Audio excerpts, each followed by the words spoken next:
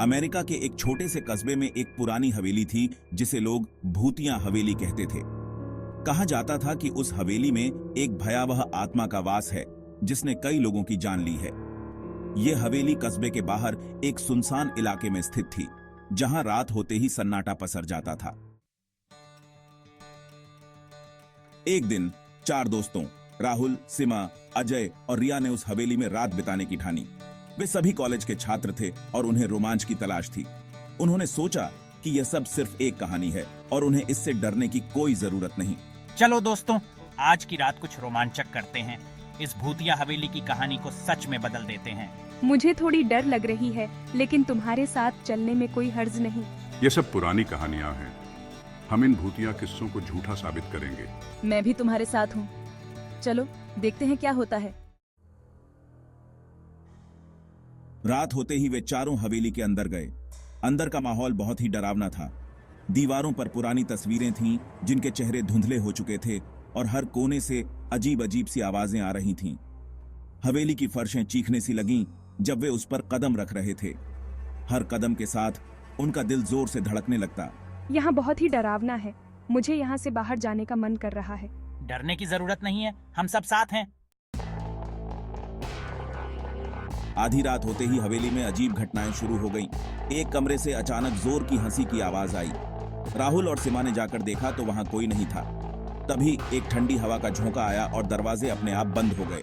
ये क्या हो रहा है? दरवाजे अपने आप बंद हो गए हैं। मुझे सच में यहाँ से निकलना है। ये जगह बहुत ही भयानक है।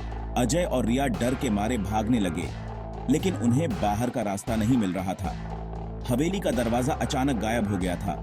तभी उन्हें सीढ़ियों पर एक सफेद साया दिखाई दिया जो धीरे धीरे उनकी ओर बढ़ रहा था। सभी दोस्त अब बहुत डर चुके थे। राहुल ने साहस जुटाकर साया से बात करने की कोशिश की। तुम्हें यहाँ नहीं आना चाहिए था। यह हवेली तुम्हारे लिए नहीं है। आप कौन हैं और हमें क्यों डराना चाहते हैं? मैं इस हवेली का पुराना मालिक हूँ। मेरी हत्या कर दी गई थी और मेरी आत्मा को शांति नहीं मिली है। अगर तुम मेरी मदद करोगे तो मैं तुम्हें यहाँ से सुरक्षित बाहर जाने दूंगा। दोस्तों ने साया की मदद करने का वादा किया। उन्होंने साया की बताई हुई चीजें की। साया ने उन्हें एक पुराने काले जादू की किताब दी और कहा कि उसे हवेली के आंगन में जला दें। क्या हम इस किताब को जलाकर आपकी आत्मा को शांति दे सकते हैं? हाँ, लेकिन ध्यान रखना, यह काम रात के 3 बजे करना होगा, तभी मेरी आत्मा को मुक्ति मिलेगी। उन्होंने ठीक रात के 3 बजे हवेली के आंगन में जाकर उस किताब को जलाया। किताब जलते ही एक जोरदार आवाज आई और हवेली की दीवारें हिलने लगीं।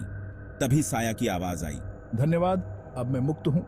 साया के जाते ही हवेली का दरवाजा फिर से दिखाई दिया और वे सभी बाहर निकल आए। वे सभी बहुत थके हुए थे, लेकिन खुशी थी कि वे सुरक्षित बाहर आ गए। उसके बाद उस हवेली को लोगों ने छोड़ दिया और उसे सील कर दिया। हम फिर कभी किसी भूतिया जगह पर नहीं जाएंगे। हाँ, यह कहानी हमें सिखाती है कि हमें किसी भी जगह पर बिना सोचे समझे नहीं जाना चाहिए और अज्ञात ताकतों का सम्मान करना चाहिए।